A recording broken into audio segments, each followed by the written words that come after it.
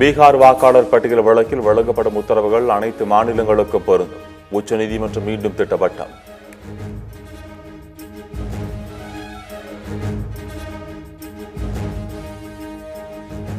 தமிழகத்தில் கடந்த 8 மாதங்களில் 22 பேர் ரேபிஸ் நோயால் உயிரிழப்பு. 3.67 லட்சம் பேரை நாய்கள் கடித்துள்ளதாக தமிழக சுகாதாரத்துறை தகவல்.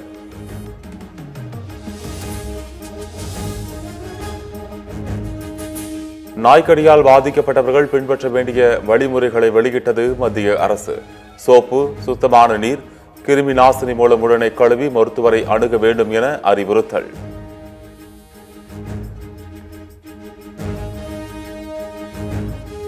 சென்னை விமான நிலையத்தில் இன்று ஒரே நாளில் மும்பை, ஹைதராபாத், புனே, தூத்துக்குடி உள்ளிட்ட 8 விமானங்கள் திடீர் ரத்து.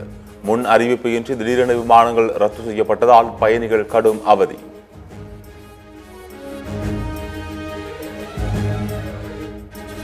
காவல் நிலைய சிசிடிவி கேமராக்களை கண்காணிக்க தனி கட்டுப்பாட்டு அறை அமைக்கலாம். லாக்அப் மரணங்கள் தொடர்பாக தாமாக முன்வந்து விசாரிக்கும் உச்சநீதிமன்றம் கருத்து.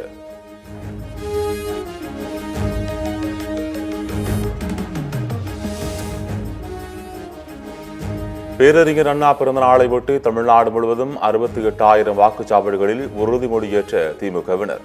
ஆதிக்க சக்திகளின் முன் தமிழ்நாட்டை தலைகுனிய விடமாட்டோம் என முதலமைச்சர் ஸ்டாலின் தலைமையில் உறுதிமொழி ஏற்பு.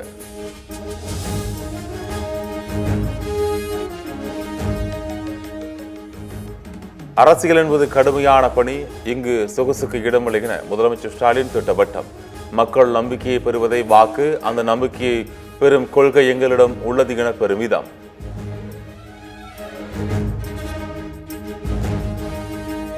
வடசென்னை பகுதியில் வரும் 27ஆம் தேதி தமிழக வெற்றிக் கழக தலைவர் விஜய் பிரச்சாரம். விஜய் பரப்புரைக்கு அனுமதி கோரி காவல் ஆணையர் அலுவலகத்தில் தாவேகவினர் மனு.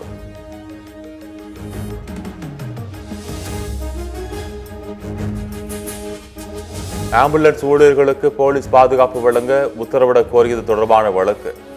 டிஜிபியின் வழிகாட்டு உத்தரவை போலீசார் முறையாக பின்பற்ற உயர்நீதிமன்ற மதுரை கிளை ஆணை.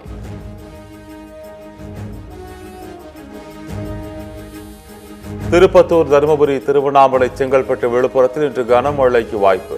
நாளை 7 மாவட்டங்களில் கனமழை பெய்யும் என வானிலை ஆய்வு மையம் தகவல். சென்னையில் தென்மேற்கு பருவமழை இன்று வரை இயல்பை விட 18 விழுக்காடு அதிகம் பெய்துள்ளது. மண்டல வானிலை ஆய்வு மையம் தகவல்.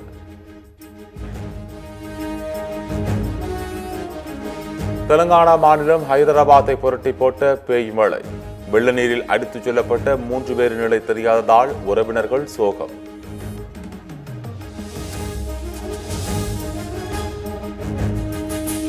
மும்பையில் நேற்றிரவு முதல் கனமழை வெளுத்து வாங்கும் நிலையில் ரெட் அலர்ட் விடுத்தது வானிலை மையம்.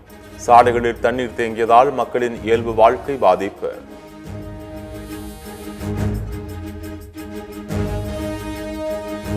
பிஎட், எம்எட் பாடப்பிரிவுகளுக்கு மாணவர்கள் 30ஆம் தேதி வரை விண்ணப்பிக்கலாம். உயர்கல்வித்துறை அமைச்சர் கோபி செழியன் அறிவிப்பு.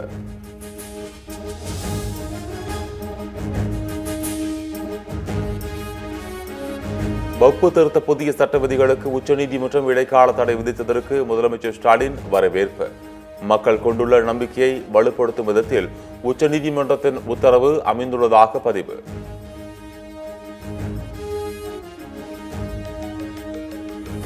பாஜகவின் வாக்கு திருட்ட திட்டம் தமிழ்நாட்டில் ஈடுபடாது. வாக்கு திருட்டை எதிர்கொள்ள திமுக தன்னை தயார்படுத்தி வருவதாக அமைச்சர் மனோ தங்கராஜ் பேட்டி.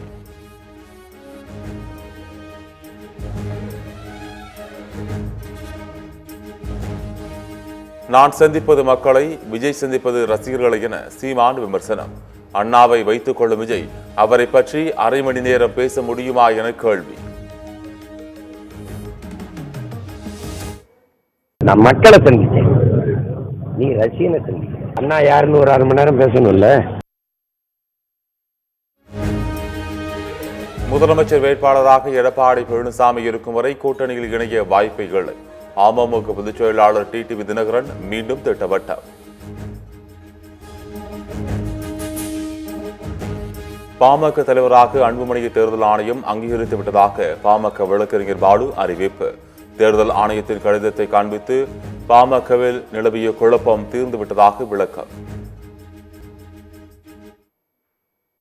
இந்திய தலைமை தேர்தல் ஆணையம் பாட்டாளி மக்கள் கட்சியினுடைய தலைவராக மரியாதைக்குரிய மருத்துவர் அன்புமணி ராமதாஸ் அவர்களை அங்கீகரித்திருக்கிறது.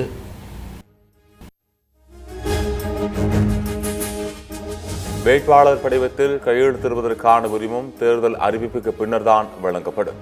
தேர்தல் ஆணையம் அங்கீகரித்து விட்டதாக அன்புமணி தரப்பு சொல்வது 41வது பொய் என பாமக எம்எல்ஏ அருள் விமர்சனம்.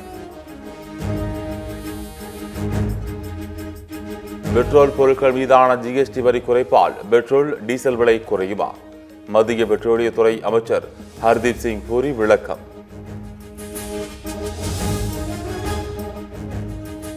மகன்கள் எத்தனால் தொடர்பான வியாபாரம் செய்வதால் மத்திய அமைச்சர் நிதின் கட்கரி எத்தனாலுக்கு விளம்பரம் செய்வதாக எழுந்த குற்றச்சாட்டுக்கு திட்டவட்ட மறுப்பு.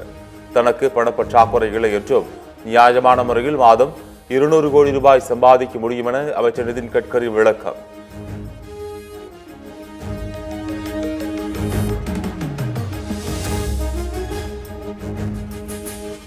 கேரளாவில் மூலிகை தின்னும் அமீபா நோயால் பாதிப்பால் இதுவரை 17 பேர் பலி.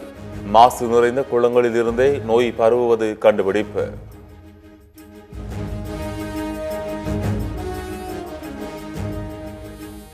பஞ்சாப் மாநிலம் குர்தாஸ்பூரில் மழை வெள்ளத்தால் பாதிக்கப்பட்ட இடங்களுக்கு சென்று ராகுல் காந்தி நேரில் ஆய்வு. டிராக்டரில் பயணித்தவாறு பாதிக்கப்பட்ட மக்களை சந்தித்து ஆறுதல்.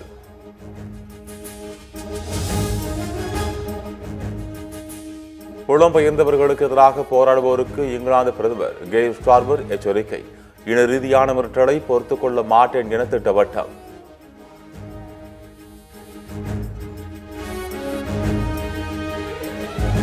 அமெரிக்காவில் இந்தியரை தலை துண்டித்துக் கொன்ற குற்றவாளிக்கு அதிகபட்ச தண்டனை. அமெரிக்க அதிபர் டிரம்ப் உறுதி. இங்கிலாந்துக்கு எதிரான டெஸ்ட் தொடரில் 23 விக்கெட்டுகளை வீழ்த்தி அசத்தியதன் எதிரொலி. ஆகஸ்ட் மாதத்தில் சிறந்த கிரிக்கெட் வீரருக்கான ICC விருதை வென்றார் முகமது சிராஜ்.